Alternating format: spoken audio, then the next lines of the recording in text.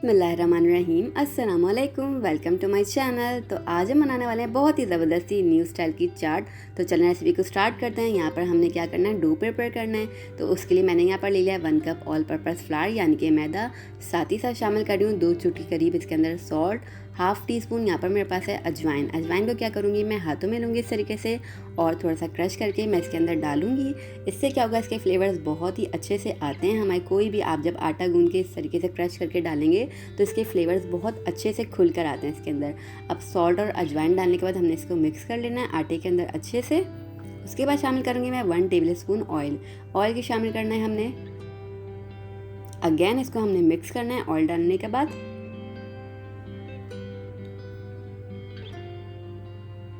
अब हमने इसके अंदर हल्के हल्के करके पानी शामिल करना है और बहुत ही ज़बरदस्त सा एक डो प्रिपेयर कर लेना है, यानी कि अच्छा सा हमने आटा गूंद लेना है। हल्के हल्के करके पानी शामिल करेंगे और बहुत ही अच्छा सा डो को प्रिपेयर कर लेना है। ये इतनी मज़ेदार सी चाट बनके तैयार होगी कि आपका ये होने वाला है कि आपके हाथ नहीं रोकेंगे, आप खाते रहेंगे, दिल नहीं भरेगा, आपका पेट भर जाएगा, बस दिल चाहेगा इसको खाते रहो। ये इतनी खूबसूरत एक तो दिखने में होगी और इतनी ज़्यादा फ्लेवरफुल कि मज़ा ही आ जाना है। तो कोई भी अगर मेहमान है या घर में आपका दिल चाह रहा है तो ये आसानी से बनने वाली चाट आप ज़रूर ट्राई कर सकते हैं। आसान सी रेसिपी लेकिन इंतहाई फ्लेवरफुल, और सबसे अच्छी बात इसकी ये है कि ये घर में मौजूद चीज़ों के साथ आप आराम से बना सकते हैं। तो देखिए यहाँ पर मैं आटा गूंद रही हूँ, बहुत अच्छा सा मैंने आटे को गूंद लेना है। उसके बाद क्या करूँगी, मैं इसको 10 मिनट के लिए रख दूँगी रेस्ट पर। देखिए यहाँ पर ये डन हो गया है, बस इसको 10 मिनट के लिए हमने छोड़ देना है।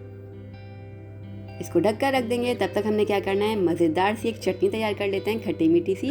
तो यहाँ पर मैंने ले लिया इमली का पल्प 1 कप के करीब। अब मैंने क्या किया, इसको मैंने भिगो दिया इमली को, इसके दाने अच्छे से भिगो कर इसके बीच आपने यानी कि सीड्स रिमूव कर देना है, वो शामिल कर दिया। 1 कप इमली के पल्प में मैं शामिल कर रही हूँ 1/2 कप शुगर।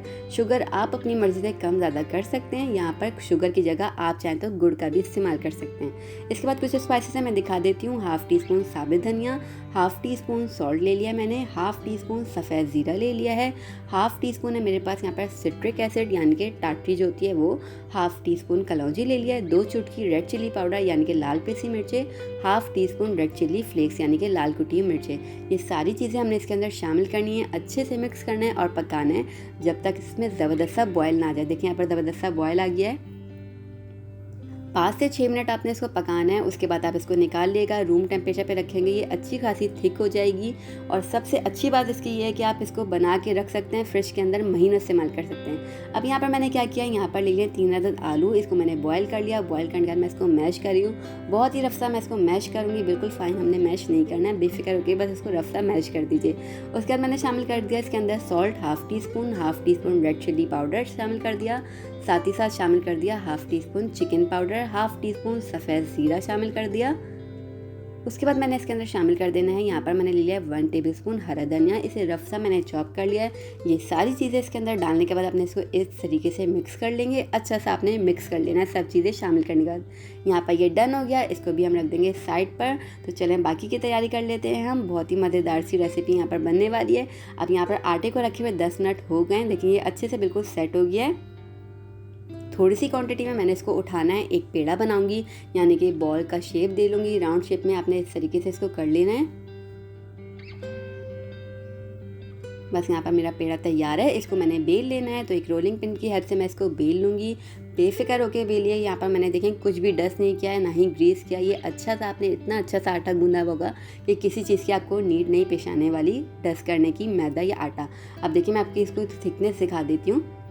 इस तरीके से आपने इसको बेलना है, मोटा नहीं होना चाहिए वरना क्या होगा, ये क्रिस्पी नहीं बनेगा। फिर यहाँ पे मैंने एक राउंड शेप का कटर ले लिया है, तो मैंने इसको गोल गोल शेप में कट कर लूँगी। कटर ना हो तो आप कोई भी जैसे एयर टाइट जार होता है या जैम की बॉटल होती है, आप इसको कोई कैप ले लीजिए। तो यहाँ पर मैंने कटर ले लिया और सबसे छोटे वाले साइज़ का कटर लिया और इसको मैंने कट कर लेना है इस शेप में। तो देखिए 1 कप मैदे से ये इतनी सारे बनके तैयार होंगे, मज़ेदार से बनके तैयार होंगे। अब एक अदद फोर्क ले लिया और इसमें मैंने इस तरीके से थोड़े थोड़े से कट मार देना है। इससे क्या होने वाला है, ये आपने लाजमी करना है काम, जब आप फ्राई करेंगे तो ये फूलेगी नहीं। तो हमें फुली हुई नहीं चाहिए वरना वो क्या होता है, सॉफ्ट हो जाती है और वो क्रिस्पीनेस उसके अंदर नहीं आती है। तो हमने फ्लैट करना है इसको। तो इस तरीके से आपने फोर्क की हेल्प से इसमें होल कर देना है। एक्स्ट्रा पार्ट हम रिमूव करेंगे, बेलते रहेंगे और बनती रहेंगे। यहाँ पर ये तैयार हो गई हैं, देखिए कितनी अच्छी खासी बन गई हैं। अब हमने क्या करना है, इसको फ्राई करना है तो मीडियम फ्लेम पर मैंने ऑयल रखा हुआ है गर्म करने को। इसको डालेंगे और अच्छा सा गोल्डन ब्राउन कलर आने के बाद हमने इसको निकाल लेना है। बहुत ही अच्छे से फ्राई होंगे। और इसकी भी अच्छी बात सबसे अच्छी ये है कि आपने इसको बना के कंटेनर में रख देना है। आप इसको आराम से खा सकते हैं, क्रिस्पीनेस इसकी ख़त्म नहीं होगी और एंजॉय कर सकते हैं आप ये पापड़ी बनाकर बहुत ही आराम से। देखें ज़बरदस्त यहाँ पर तैयार हो गई है।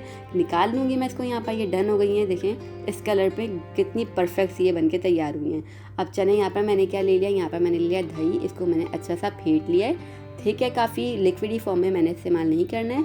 यहाँ पर मैंने बनाए हुए सेव, इसकी रेसिपी मैंने शेयर की हुई है, मैं लिंक आपको डिस्क्रिप्शन बॉक्स में दे दूँगी।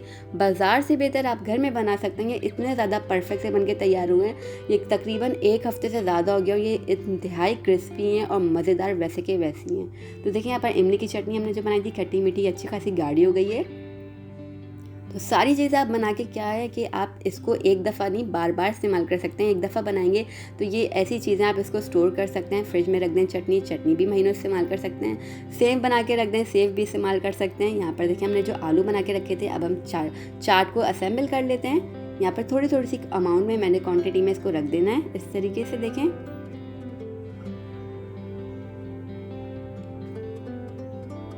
थोड़ी थोड़ी सी क्वांटिटी में हमने उठाना है और यहाँ पर रखते रहेंगे इसको। मज़ेदार सी चाट हमारी 1 बाइट क्वाइंट चाट, आप कुछ भी कह लीजिए, इतनी मज़ेदार ये बन के तैयार होगी कि आप इसको बार बार खाएंगे। ऊपर से मैं डालूंगी इसके ऊपर दही मैंने बिल्कुल सिंपल लिया हुआ है। इसके अंदर कुछ भी ऐड नहीं किया है, चीनी या नमक कुछ भी नहीं, कोई मसाला वगैरह नहीं, सिंपल योगर्ट मैंने इस्तेमाल किया हुआ है। अब असेंबल आप अपनी मर्ज़ी से कर सकते हैं। कोई भी चीज़ जो पहले डालनी है या जितनी भी मर्ज़ी की डालनी है क्वांटिटी में आप डाल सकते हैं। ऊपर से चटनी डालूंगी मैं सब पर और यहाँ पे जो मैंने सेव बना के रखे हैं वो डालूंगी। तो आप ये ऐसी चाट है कि बार बार आप इसको खाएंगे बनाकर, आपको मज़ा आएगा। इसके फ्लेवर्स आपके मुंह में रह जाने वाले हैं। तो रेसिपी को अगर आप एंड तक देखते हैं तो इससे क्या होता है कि आपकी रेसिपी बन के तैयार होती है बहुत ही परफेक्ट सी। तो रेसिपी को ज़रूर ट्राई कीजिएगा, मुझे अपना फीडबैक दिएगा बना के कि कैसी बनी ये चाट। आपको इंशाल्लाह बहुत ही ज़्यादा मज़ेदार सी लगने वाली है। हम आपसे मिलेंगे इंशाल्लाह नेक्स्ट रेसिपी के साथ न्यू वीडियो में। तब तक दुआ में याद रखिएगा, मेरी दुआ है कि अल्लाह पाक हम सब के रिज़्क़ में इज़ाफ़ा करे और हम सब पर अपनी नेमतों और रहमतों की बारिशों को हमेशा बरसाता रहे। इलाही आमीन। अल्लाह हाफ़िज़।